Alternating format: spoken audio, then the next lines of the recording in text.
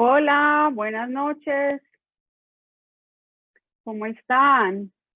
Qué bueno volver a estar juntos en este espacio, en este tiempo. Qué bueno que estemos en esta tercera conferencia que sé que las anteriores también han sido de gran bendición. Hoy tenemos nuestra tercera conferencia que es cómo acompañar en el duelo. Es un tema bien interesante. Entonces, qué rico que hoy podamos tener este tiempo juntos. Sé que vamos a aprender muchísimo, que va a ser de gran bendición. Y quiero presentarles a nuestro conferencista invitado, que es el doctor Luis Guillermo Álvarez, que es médico cirujano.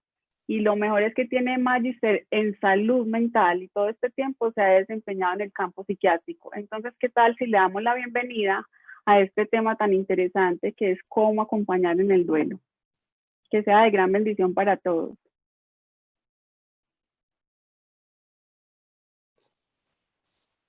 Gracias por conectarse, gracias por estar con nosotros en este tiempo.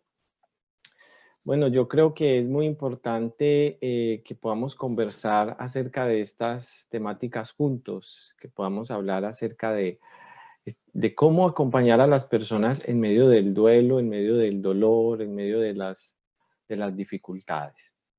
Luego, quiero agradecerles que se estén conectando. Sé que hay personas de otras regiones y de otros países.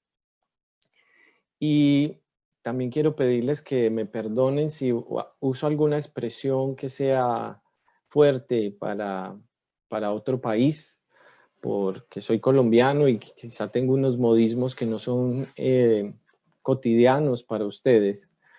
Pero les pido que no se queden ahí anclados, sino que puedan continuar con lo que queremos hoy compartir. Bueno, cuando hablamos acerca de cómo acompañar en el duelo, nos estamos introduciendo en un tema que es complicado porque quizá nosotros no se nos preparó, no se nos capacitó en otros ambientes, en otros escenarios para acompañar en medio del duelo. Y entonces esto hace que sea mucho más difícil para nosotros poder afrontar este tema. ¿Qué es el duelo? Hay muchas definiciones de duelo. A mí me gusta esta, que habla del proceso de elaborar un nuevo mundo después de una pérdida. Y esta palabra proceso es muy importante aquí porque las pérdidas se dan de un momento a otro, pero la reconstrucción, la elaboración, el nuevo camino que tenemos que emprender después de la pérdida requiere un tiempo, requiere un proceso. Aprender a vivir sin lo que perdí o sin el ser que perdí requiere todo un proceso de elaboración, y ahí es donde nosotros podemos acompañar.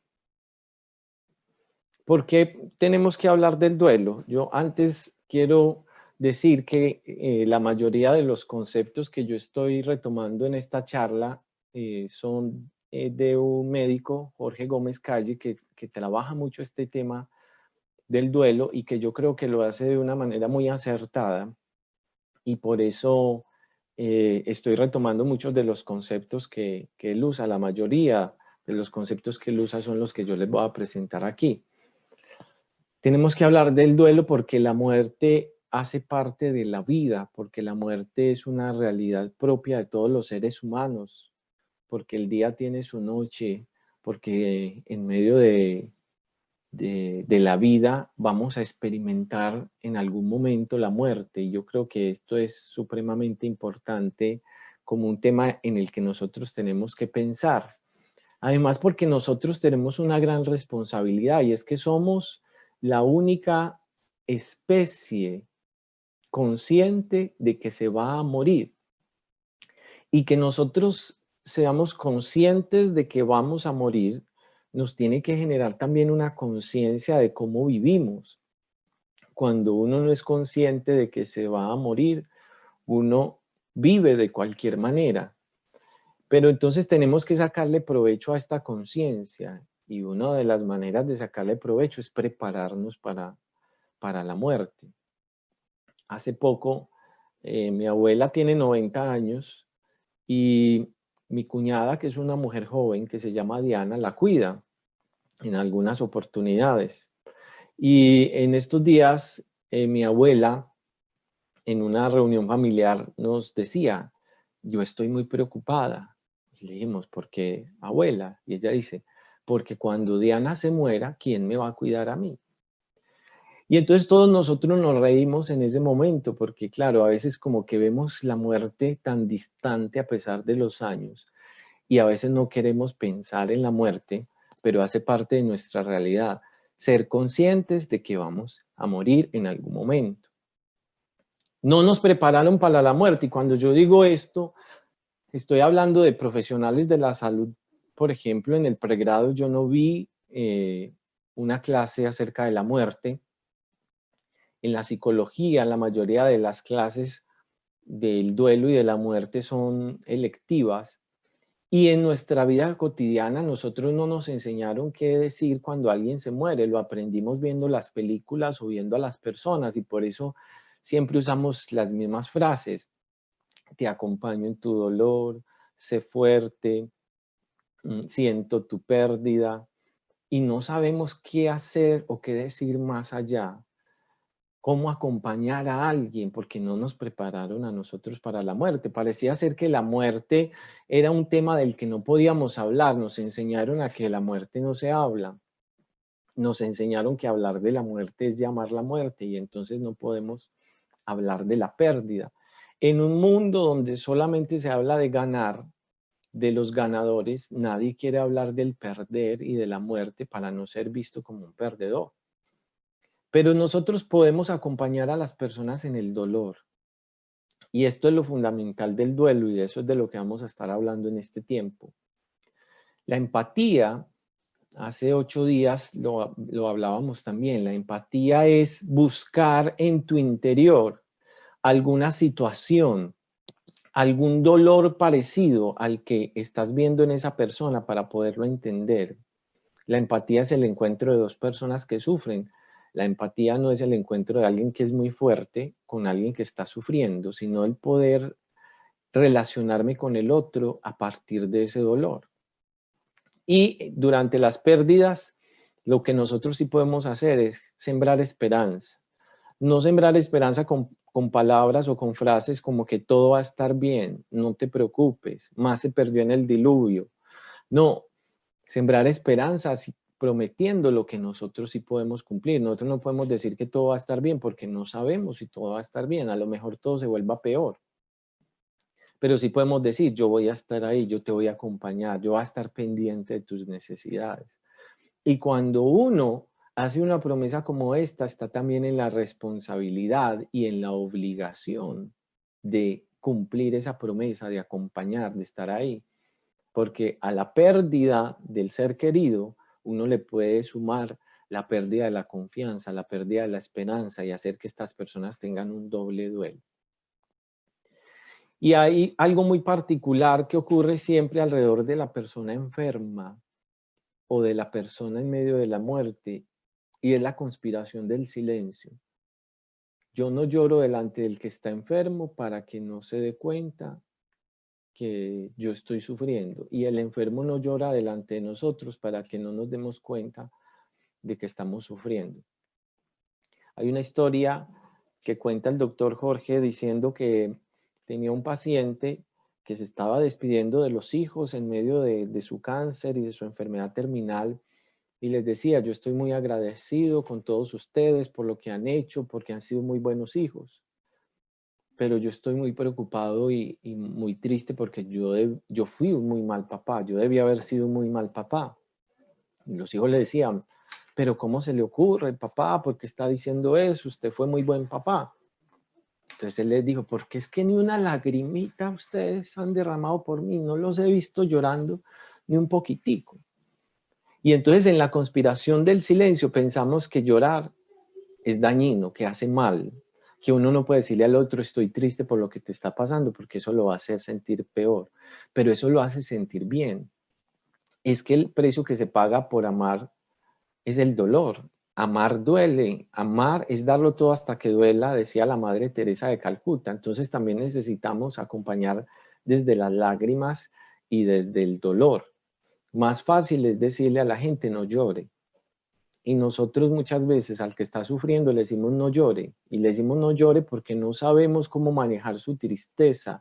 Nos sentimos incómodos ante el que está sufriendo o está llorando porque no sabemos qué hacer, no sabemos cómo acompañar. ¿Qué pasa cuando una persona está en duelo? Cuando una persona está en duelo está afectada emocionalmente. Las emociones son fluidas. Cuando yo digo que son fluidas, estoy diciendo que son como líquidos, que se mezclan uno con otros, que cuando los metemos en el mismo envase, se mezclan. Es difícil separarlos. No son sólidas, que uno puede separar una de la otra. Entonces, en medio de un duelo, una persona emocionalmente puede sentir al mismo tiempo dolor, rabia, tristeza, preocupación,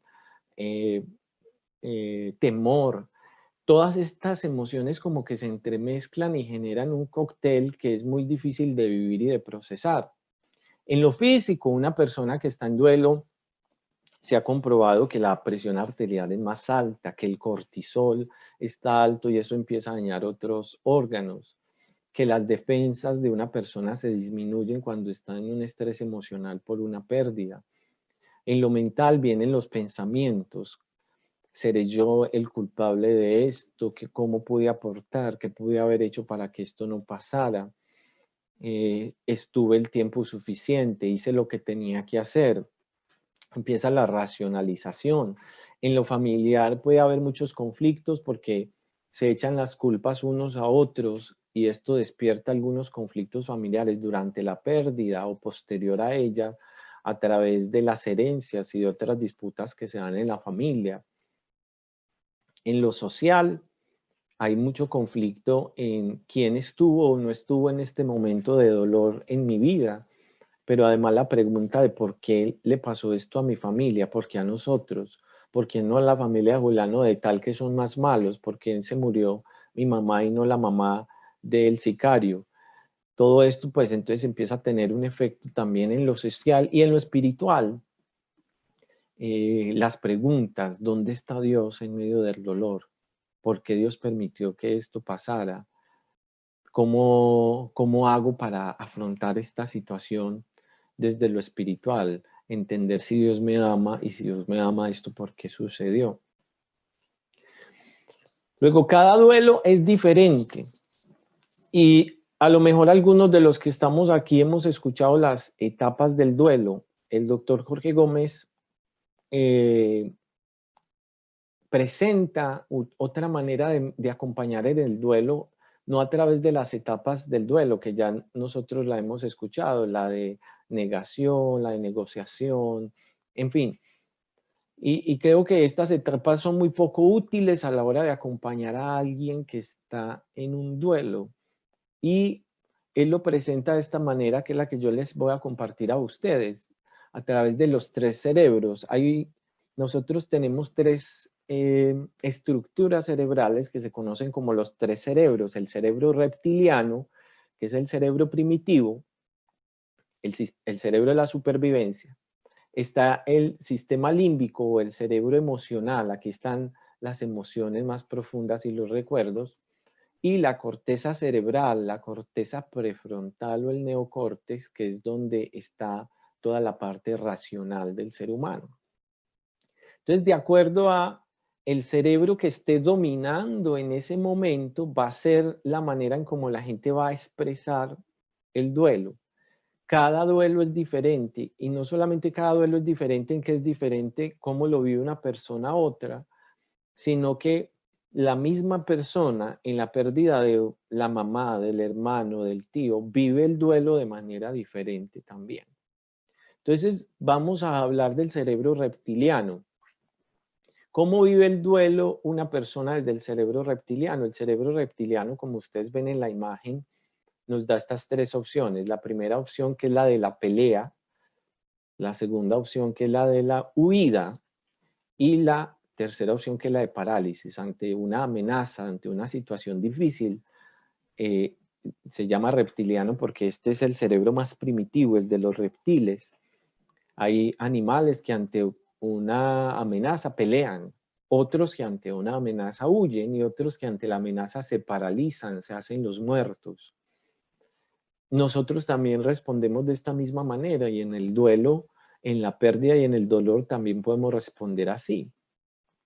Entonces, ¿cómo responde una persona desde la huida? En la huida nosotros nos damos cuenta que podemos ver la persona que está respondiendo desde el cerebro reptiliano. En el modo huida no sostiene la mirada, es una persona que habla rápido y es una persona que tiene un pensamiento fijo.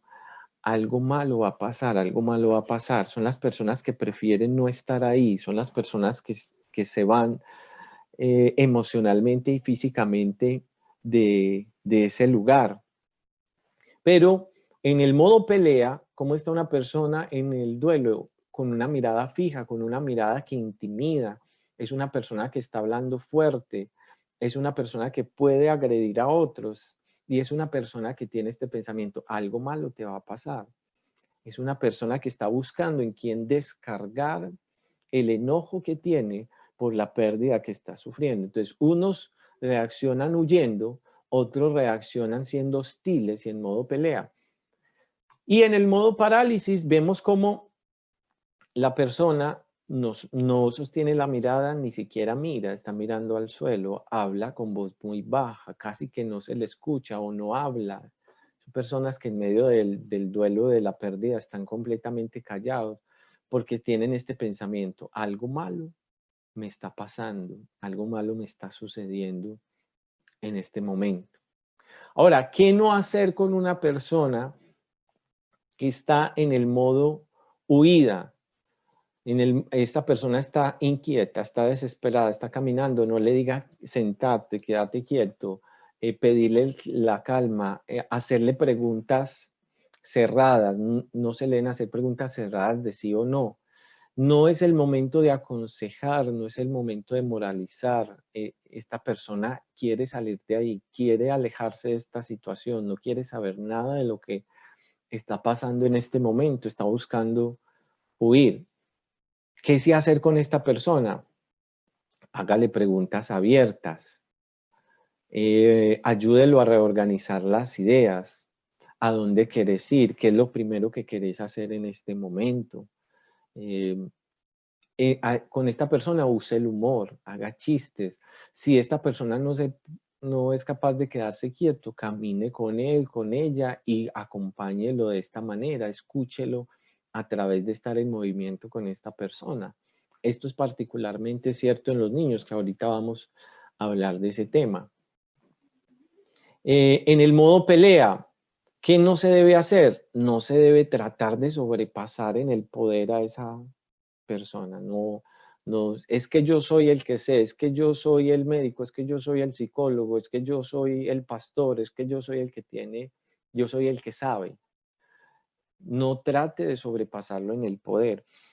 Hace un tiempo en el hospital, cuando yo estaba en pediatría, rotando en pediatría, estaba estudiando, llegó un coronel del ejército con su hijo. El niño necesitaba un especialista y ese especialista, un hepatólogo pediátrico, no había, solamente en el hospital donde estábamos estaba ese especialista, pero en el hospital no había camas. Entonces al niño lo teníamos en una camilla. Este coronel llega donde el médico y le dice, o le da una cama a mi hijo o yo me lo llevo de aquí ya mismo.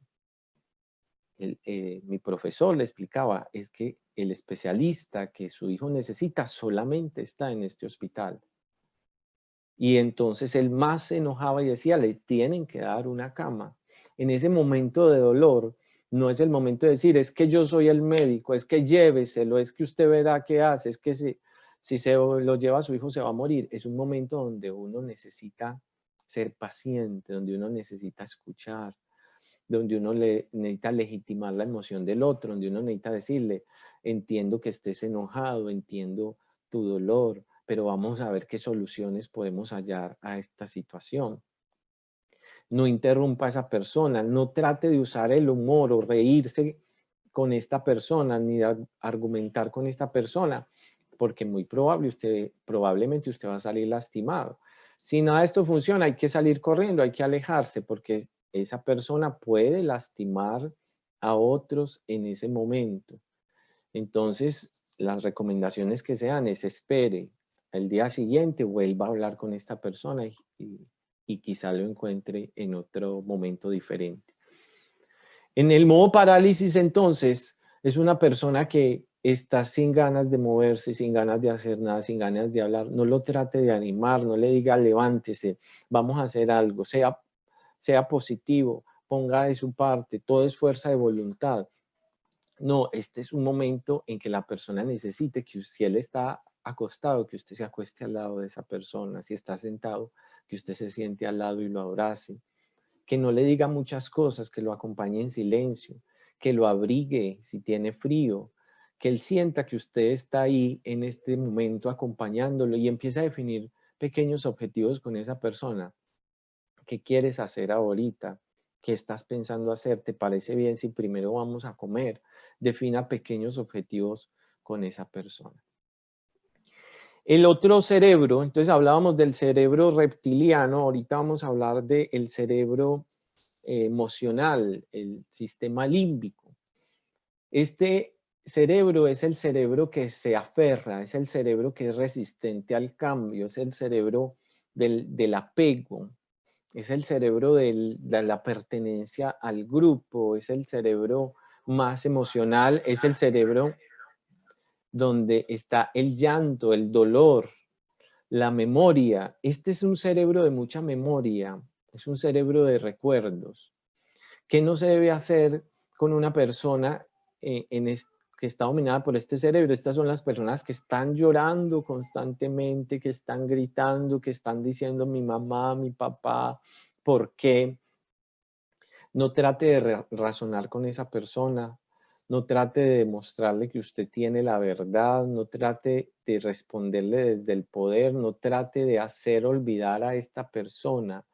A veces la manera en como nos enseñaron de hacer el duelo es olvidar, hacer cambios. Bote todo lo que usted tiene de esa persona. Cámbiese de casa, cámbiese de vivienda. Pero el duelo no se hace olvidando, el duelo se hace recordando. Hay que estimular el recuerdo, hay que mostrarle fotos, hay que contarle por qué esta persona vivió y por qué valió la pena que esta persona viviera. Hay que llevarlo a todos los días que se vivió con esa persona. Las personas mueren un solo día, pero vivieron muchos días. Es recordar todos esos días que vivieron. ¿Qué sí tiene que hacer uno aquí? Ser neutral. No pierda el balance. Cuando una persona está descompuesta emocionalmente, usted no se debe descomponer también. Es como cuando un niño está haciendo berrincho pataleta. Si usted se descompone, usted ya perdió también al niño ahí. Usted necesita estar compuesto, usted necesita no perder el balance, validar los sentimientos de esa persona. Entiendo que te sientas triste, debe ser muy duro por lo que estás pasando. A veces decimos, pero es que ya está llorando también por muchas bobadas. No, las bobadas reflejan situaciones más profundas. Yo recuerdo de alguien que se derramó un café encima y empezó a llorar y entonces todos decían, pero qué bobada que porque se echó el café encima está llorando, pero cuando fuimos a hablar con esa persona tenía un conflicto con su esposo, su hijo estaba en las drogas, es decir, eso refleja, esa situación pequeña que nos desborda, refleja que hay algo más profundo. En el cerebro racional, cuando el cerebro racional es el que está gobernando, esta es una etapa, este cerebro es el que pone los límites, el que conecta los impulsos, es el cerebro de la adaptación y de la creatividad.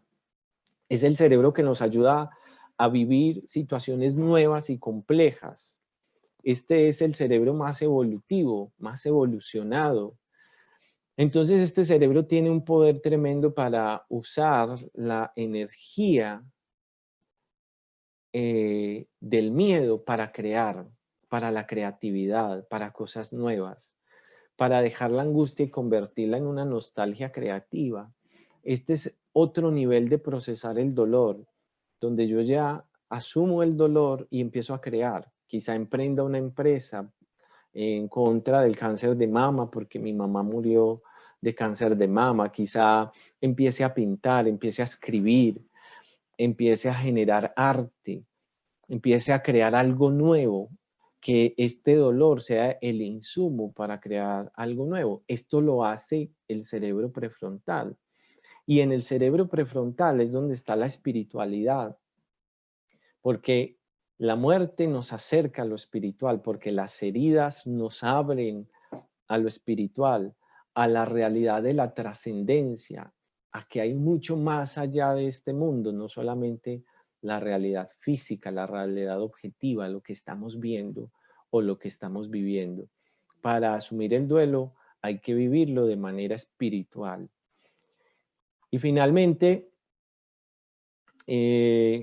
cuando tenemos esta conexión con lo trascendente, empezamos a ver el sentido de la vida, pero también el sentido de la muerte, el propósito detrás de esta pérdida y cómo nosotros podemos reconstruir nuestra vida a través de una pérdida, que no es fácil. Yo siempre le digo a mis pacientes o a las personas que acompañan, la muerte de un ser querido es como que le amputen a uno un brazo.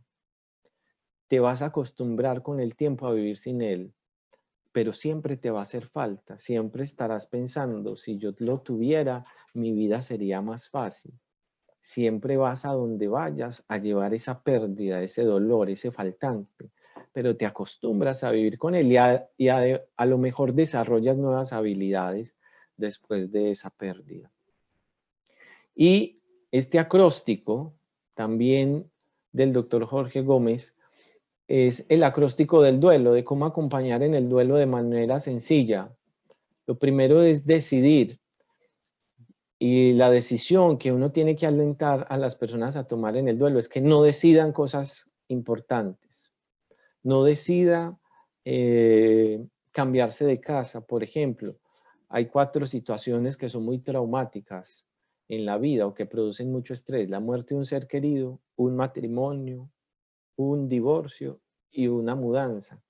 Entonces, usted está haciendo el duelo de ese familiar y a usted le dicen váyase de ahí para que pueda hacer el duelo, y entonces se genera un nuevo cambio de vida que es también difícil de sobrellevar. No se case, no renuncie al empleo, no se divorcie en medio de un duelo. Unir, la U es de unir el pasado, el presente y el futuro. El pasado, les decía, recordando, y cuando en los recuerdos viene la culpa, hay que perdonar, perdonarse uno, perdonar a otros. En el presente está el dar gracias, estimular a las personas por dar gracias de lo que aprendí de esa persona, de ese ser querido que partió, lo que me dejó, las enseñanzas que trajo. Dar gracias es liberador. Dar gracias hace que nosotros vivamos de otra manera. Y el futuro, para mirarlo con esperanza, con lo que vamos a emprender de aquí, cómo este dolor puede ser el insumo para emprender algo nuevo. Entender que no tengo el control de todo y aceptar que no tengo el control de lo que pasa. Aceptar que ya esa persona no va a estar más, pero que me dejó algo importante, que me dejó sus enseñanzas, que me dejó su compañía, que me dejó sus recuerdos. Y mientras más fácil entendamos que no tenemos el control, más fácil vamos a hacer los procesos de duelo. Liberar, y creo que liberar también tiene que ver con liberar mis emociones, tiene que ver con poder decir cómo me estoy sintiendo, soltar la tristeza y entender que todos en algún momento vamos a pasar por una situación semejante. Y la O es orar. Como les decía, la conexión con la espiritualidad, el orar, el poder estar en relación con Dios nos va a hacer que podamos experimentar el consuelo de Dios, la presencia ignorada de Dios, como dijera Víctor Frank, esa presencia de Dios que está ahí, que te quiere consolar, que te quiere ayudar. Luego le voy a dar paso a Yomar, que va a hacer esta presentación para que podamos continuar. Ahorita al final vamos a tener un espacio de preguntas y también un grupo de discusión. Yomar, gracias a todos por la atención. Gracias, doctor. Súper interesante. Bueno, ahora vamos para nuestra segunda parte, que es cómo acompañar en el duelo, pero a los niños. Y quiero presentarles a la doctora Carolina Rovira Gutiérrez, que es psicóloga clínica y es experta también en el manejo de niños. Se ha desempeñado también con niños con unos altos desafíos de aprendizaje. Entonces, bienvenida, doctora Carolina. Qué bueno tenerla con nosotros. Muchas gracias, Yomar. Gracias por este espacio. Bueno, yo quiero que veamos esta imagen que tenemos acá, que les produce ver a este niño llorando de esa manera. Creo que una de las cosas que puede ser más angustiante para un adulto es el llanto de un niño. Y por eso muchas veces nos afligimos en gran manera cuando vemos a un niño llorando así. Pero una colega me decía alguna ocasión que cuando había una niña que estaba llorando y llorando y estábamos muy preocupadas por ella, y era una niña muy pequeña, y ella decía, bueno, por lo menos puede llorar, porque no puede hablar, pero puede llorar. Y es que los niños utilizan el llanto como una de las formas de comunicación primordiales. Desde cuando no tienen palabras, el llanto viene a significar para ellos una manera de liberar algo que dentro de ellos quiere salir. Imagínense vivir la vida por más o menos año y medio sin poder hablar. Tiene que salir dentro de nosotros lo que queremos decir de alguna manera, y el llanto viene a simbolizar o a representar esa forma en que ellos pueden expresarse. Entonces yo quiero que hablemos un poquito sobre cómo es nuestra visión sobre los niños.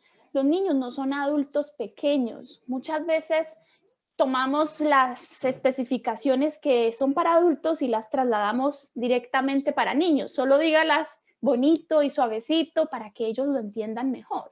No, los niños no son adultos pequeños por varias razones. Su mente piensa de manera concreta, no abstracta. Si usted le dice a un niño, es que el papá está dormido, pues va a pensar que literalmente el papá está dormido y se va a levantar y no que ha muerto. Va a pensar que esa persona que está ahí en la sala de velación se va a levantar, va a pedir comida, va a hablar, porque usted le dijo que estaba dormido. Entonces la mente de ellos es concreta, tal cual como les decimos las cosas, así las perciben, no es abstracta como la nuestra. ¿Por qué? Justamente por lo que hablaba el doctor Guillermo sobre los desarrollos del cerebro. La corteza prefrontal solo termina de desarrollarse hasta los 25 años, más o menos entre 20 y 25 años, y por eso los niños no tienen todavía desarrollada o bien desarrollada esa corteza prefrontal. El cerebro de ellos está en modo reptil y en modo emoción. En el sistema límbico, las emociones no tienen bien desarrollada todavía la corteza prefrontal. Es más, por eso necesitan a un adulto al lado que les preste su corteza prefrontal para que ellos puedan funcionar. Además, tienen una inquietud natural. Usted no puede esperar que, vaya, hijo, ven, siéntate aquí, vamos a tener una charla sobre la muerte. Ven, conversemos. No, ellos se mueven, su naturaleza es moverse. Justamente por lo que les decía del cerebro de la corteza prefrontal, ellos son inquietos. Entonces vas a tener que seguirles el ritmo en esa inquietud natural. No esperemos que tengan una calma absoluta para hablar sobre el tema.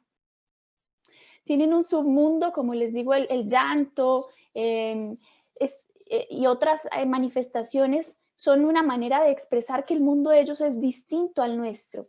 Uno de los lenguajes preferenciales en el submundo de los niños es el juego. Y por eso a través del juego ellos representan muchísimas de sus vivencias internas mientras juegan. los muñequitos ahí reaccionan con todo lo que ellos pueden estar teniendo por dentro. Entonces, si usted quiere saber un poquito qué es el mundo interno de su niño cercano, véalo jugar, póngale algunos juguetes para ver cómo juega. Además de que va a representar los muñequitos de las teleseries, también va a representar su mundo interno. Entonces, el juego no es algo que los adultos practiquemos con regularidad. Entonces, es distinta. Aquí podemos ver en todos estos puntos la manera en que los niños son distintos de los adultos. Recordemos, no son pequeños adultos, entonces tenemos que tratarlos de manera distinta a la hora de hablar de duelo. Ellos, en cambio, manifiestan el dolor con cambios de humor. No van a decir, ay, estoy muy triste, mamá, fíjate que yo estoy experimentando la pérdida de mi ser querido. No, va a tener un cambio en su humor, va a estar irritable, unos momentos va a estar muy lloroso, en otros momentos enojado, en otros momentos muy feliz. Cambios en el humor. Además, falta de atención en la escuela, se pueden quedar, lo que uno dice, soñando despiertos, pensando cosas.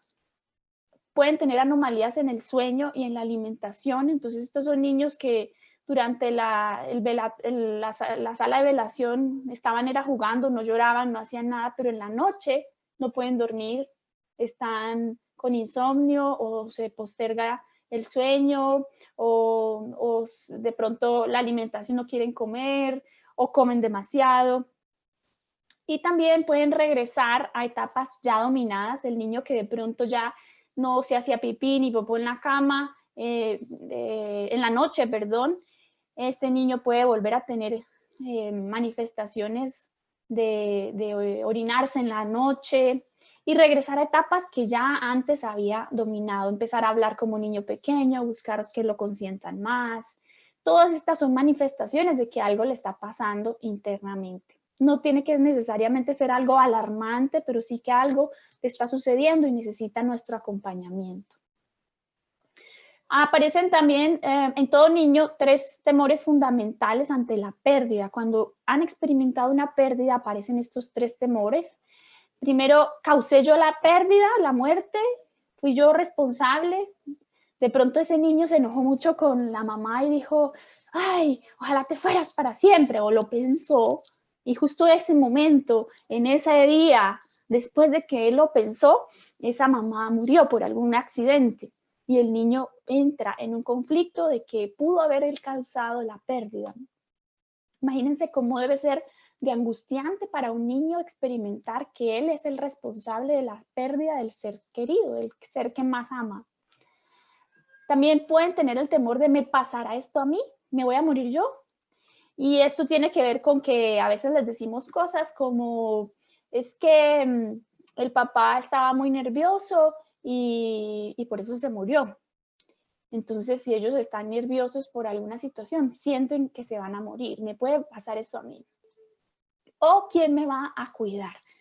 Porque ante la pérdida de uno de los seres más cercanos, existe el temor de que de pronto el otro, o mi otro padre o el otro cuidador, también lo voy a perder. Entonces, ¿quién me va a cuidar?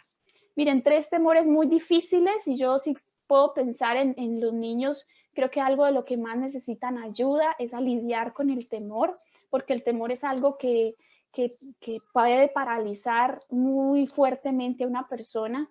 Y a la edad temprana muchísimo más, porque no se tienen todas las estrategias para lidiar con el temor, no se tiene a veces la capacidad de pedir ayuda y por eso necesitamos acercarnos a los niños que tienen pérdidas. Entonces vamos a ver algunas recomendaciones. Sobre todo necesitamos experimentar educación sobre la pérdida, ¿no? Como nos decía el doctor Guillermo, no hemos recibido educación sobre cómo manejar el duelo. Y entonces tenemos pocas habilidades para manejar la pérdida. Entonces, antes de una pérdida, debemos permitir dolores naturales en los niños. A veces queremos evitarles todo dolor, toda experiencia de pesar, de tragedia. Somos una cultura, en Latinoamérica somos como más dados a que si a mí me faltó algo, a que a él no le falte nada. Si yo experimenté este dolor, yo voy a hacer todo lo posible para que él no viva ese dolor. Y algunos dolores nos forman, nos ayudan, nos hacen más estar más preparados para afrontar dolores más fuertes. Entonces, permitámoslos, por ejemplo, ahí una mamá le dice, no chilles, perdiste tu juguete y ni modo. Y la otra se sienta, revisa, reflexiona sobre el sentimiento que le produce a la niña que el que haya perdido su juguete, porque para un niño algunos juguetes son su mundo, su sentido de acompañamiento, su representante de que no está solo. Entonces aprovechemos las situaciones cotidianas de pérdida, como esta del juguete, o el niño que se le muere el perrito y al mismo salimos a comprarle uno nuevo para que no se dé cuenta que se murió el perrito, para que no le duela tanto. No le dejamos en ese momento vivir la experiencia de duelo. ¿Qué tal que esa pérdida de ese perrito en el futuro le iba a ayudar a entender más fácil cuando el tío, el abuelito, un ser querido partiera? Entonces, necesitamos también, cuando estamos antes de una pérdida, por ejemplo, ante un familiar que está enfermo, crónico y que sabemos que va a morir pronto, necesitamos alentarlos a los niños a expresarle ayuda a ese ser querido. Porque si ellos expresan una cartica, te amo, estamos aquí contigo, ánimo, si le llevan comidita, flores, si le van a visitar, si ayudan a limpiarle, qué sé yo, a organizarle la almohada, ayudan en algo del cuidado de ese ser querido que está enfermo, van a experimentar la sensación del deber cumplido. Y cuando venga el momento de la pérdida, van a tener un poco más de tranquilidad porque hicieron lo que correspondía hacer en el momento que estaba en vida esa persona. Entonces, alentémoslos a expresar esa ayuda. También permita y modele la expresión de sentimientos. A veces sentimos, no, yo no debo llorar frente a los niños, debo estar fuerte. Miren, es importante que ellos nos vean en algunos momentos que nos duele, no que nos desbaratamos, pero que sí nos duele que esa persona esté enferma, que esté luchando, que le está costando. Por supuesto que van a experimentar de nosotros las dos emociones, la tristeza, se nos pueden salir lágrimas, pero también van a experimentar o a vernos llenándonos de esperanza, de fuerza, pero tal vez va a ser uno de los mejores momentos en donde tú abres tu corazón como adulto responsable del niño y ese niño experimenta a través de ti la posibilidad también de llorar, también de abrir su corazón, de decir a mí me duele también, o lloro, vengo a papá o vengo a mamá, voy a llorar contigo. Esto aplica también para los profesores en los colegios o en las universidades, que ellos puedan experimentar cuando hay estas pérdidas de un compañero de clases. Es muy importante que los adultos, los profesores, los directores puedan expresar, nos duele, que extrañamos a Jorge, nos hace falta, nos va a hacer mucho, nos duele mucho que él no esté aquí. Bueno, que podamos abrir el corazón en los sentimientos que estamos teniendo, sin desbaratarnos porque somos una figura de referencia, pero expresando también las situaciones difíciles internas. Durante la pérdida, ahora ya pasemos al momento en que la persona, por ejemplo, murió, tenemos que proveer información. Muchas veces decimos, ay, no le digan, no les mientan. La verdad hace libre a la gente, aunque duela. Aunque en el momento duela, nos hace libres. Entonces necesitamos decirle y decir la palabra murió. No digamos otras cosas, está dormido, está volando, está cansado, está descansando. No, digamos murió. ¿Por qué? Porque alrededor de esas otras palabras la vida continúa, ¿sí? Dormir, descansar. Si no, muchos niños pueden experimentar mucha ansiedad para irse a dormir, a descansar. Entonces, digámosles la verdad. Ahora, ¿qué tanta verdad debemos decir? No, miren, una cosa es ser sincero y otra el sincericidio. El sincericidio es acribillar a la persona con la verdad. No. Necesitamos decir la verdad, pero sin sobreenfatizar, tal vez desde nuestra perspectiva. Por ejemplo, si alguno de los padres murió en un accidente porque el conductor fue imprudente, necesitamos decir, mamá murió en un accidente. de carro, pero no necesitas decir tu mamá murió en un accidente de carro porque un desgraciado vino y que arremetió contra ella, y pues el niño no necesita saber eso, no necesita en ese momento llenarse de tus impresiones emocionales. Y quiero que más o menos piensen, si un médico tiene que escribir un acta de defunción, ¿qué coloca en el acta? Muerte por accidente vehicular. Bueno, eso es lo que usted necesita decirle al niño. Tu mamá murió porque tuvo un accidente de carro. Y esa es la explicación. Si usted le pone sus emociones que experimenta de la situación, el niño se va a cargar con emociones adicionales a las propias que no ameritan en ese momento. Después de que usted le explique, y quiero decir aquí que la persona más indicada para dar una noticia de muerte de un familiar es el familiar más cercano a ese niño. Si murió la mamá y el papá pues está presente, el papá debe decirle al niño. O alguno de los cuidadores que conozca al niño, que sepa cómo hablar con el niño, debe ser el encargado de decirle. Segundo, bueno, tenemos que dar un tiempo después de que explicamos qué pasó para que él reaccione. Y le podemos hacer la pregunta, ¿qué te preocupa o qué piensas sobre esto? Porque ahí vienen las ideas de los niños.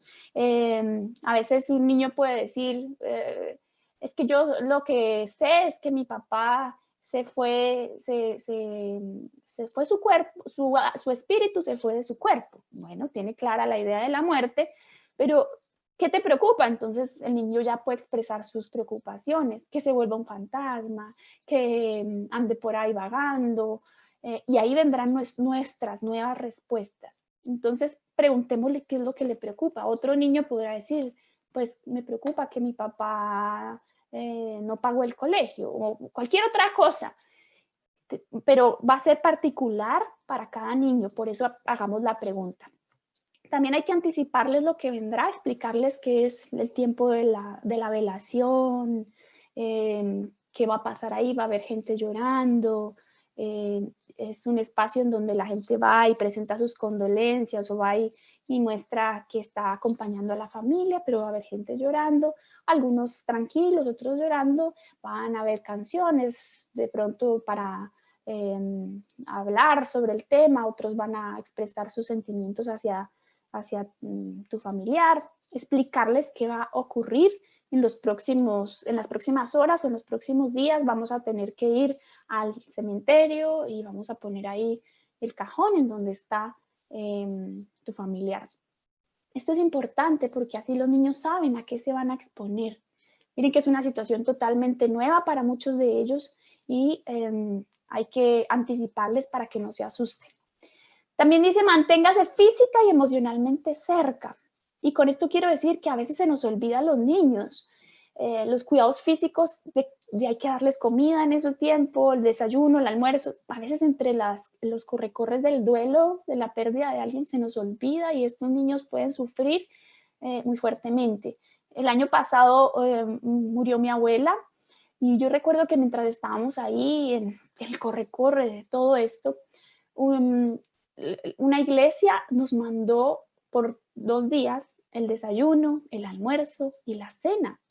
Sin pedírselos ni nada, ellos se encargaron de enviarnos a la casa, nos enviaban temprano estas comidas. Y la verdad que cuando llegaban era un alivio porque no habíamos pensado en comer, pero nos fortalecíamos a través de los alimentos y de la sensación de cuidado y de cariño que experimentábamos por lo que esas personas habían hecho.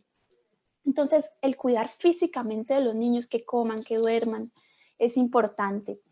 Pero también los besos, los abrazos, es un momento en donde necesitamos ejercitar o estimular, si no lo hemos desarrollado, el besarnos, abrazarlos y el rodearlos. Miren, rodearlos tiene que ver con tolerar que va a haber comportamientos diferentes a los que tal vez los niños han manifestado. Pueden haber inquietudes, un poco de pataletas, de berrinches, y tiene que ver con entenderlo, no como, ay, ¿por qué estás haciendo esto? Colabora, ayuda.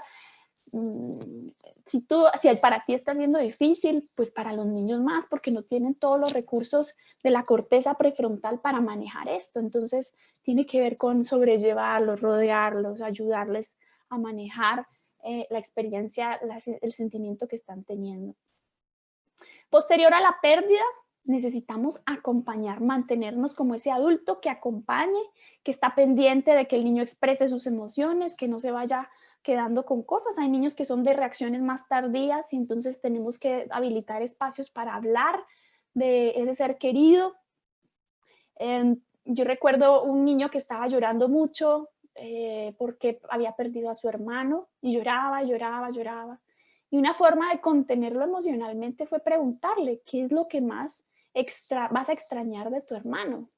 El niño se pudo calmar y empezar a pensar en su hermano y ahí dijo, lo que más voy a extrañar es que él me llevaba al colegio.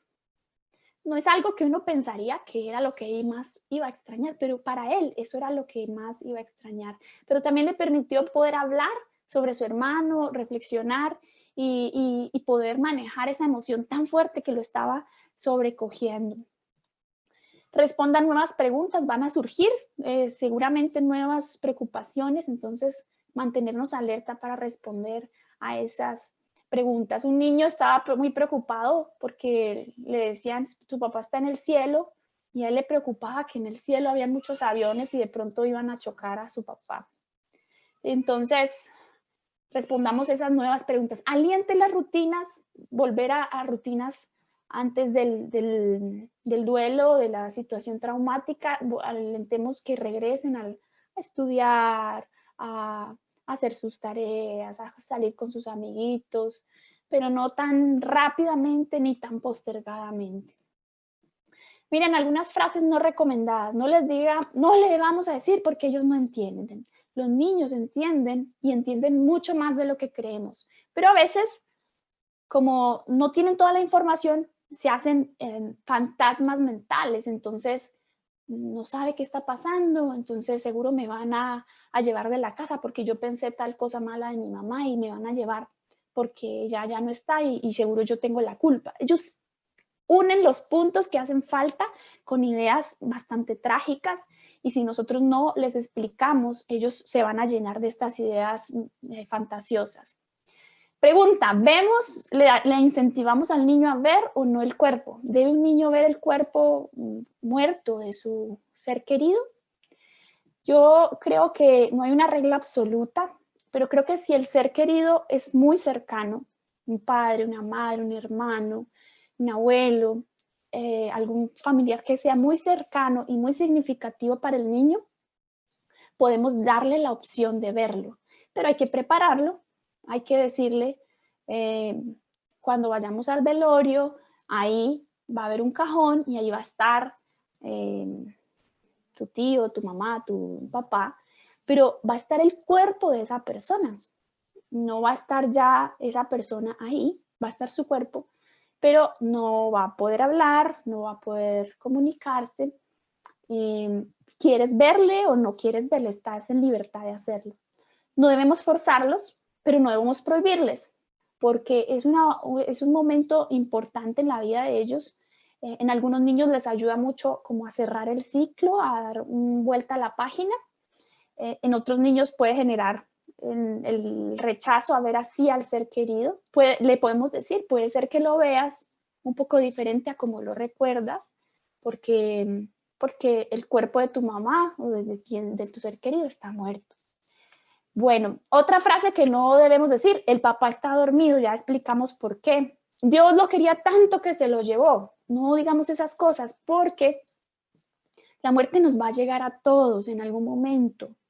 Entonces, no es porque Dios lo quería tanto que se lo llevó, es porque la muerte nos llega a todos en un momento. Y esto hace que el niño pueda rechazar la figura de Dios. ¿Cómo así? Entonces, todo aquel que yo quiero, Dios él me lo lleva. No, porque entonces vamos a perdernos de la figura tan importante que es Dios para la elaboración del duelo. Dios como aquel que nos protege en sobremanera y puede contener a los niños en la figura paterna, en ese abrigo, en ese abrazo, en ese consuelo. No podemos perdernos de una buena visión de Dios. no llore, grave, error grave, no llore. Los niños necesitan llorar, ya lo hablamos, es la forma en que expresan sus emociones. Ahora tú eres el hombre de esta casa. Miren, eso es colocar una responsabilidad grandísima sobre alguien que no tiene todavía idea de qué es vivir la vida. Es preferible decir,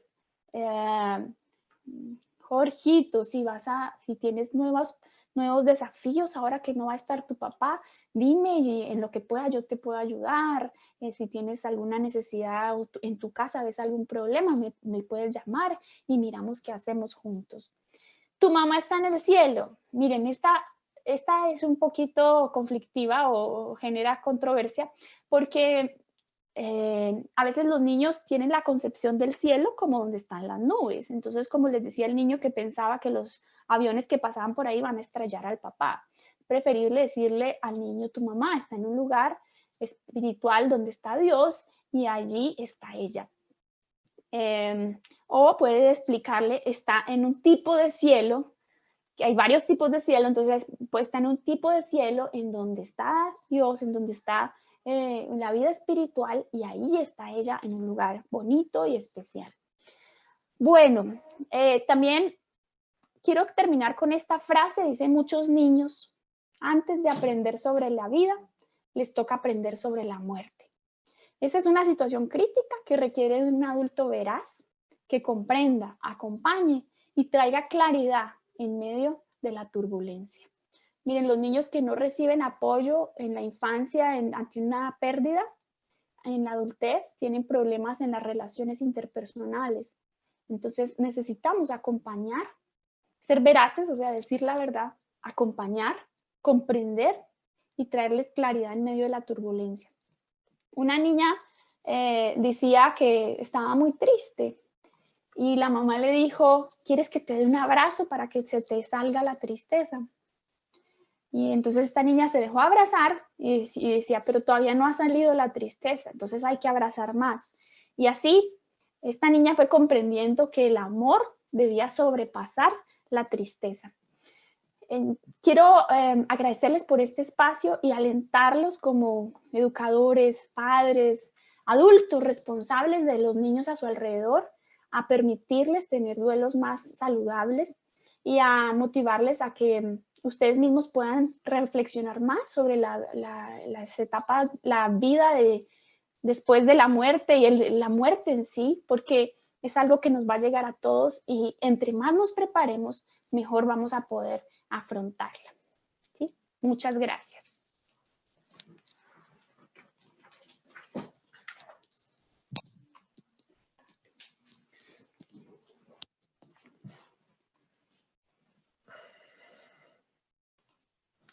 Bueno, muchas gracias a la doctora Carolina, que además es mi esposa, por esta información y por compartirnos esto. Bueno, ahora nos vamos a ir a unos grupos de discusión y en esos grupos vamos a estar hablando acerca de este tema. Yo les pido que ustedes le tomen una foto porque lo que vamos a hacer aquí es que vamos a discutir acerca de cómo podemos nosotros acompañar a este personaje que ustedes ven ahí que se llama Miguel, cómo acompañarlo en su duelo, en su pérdida.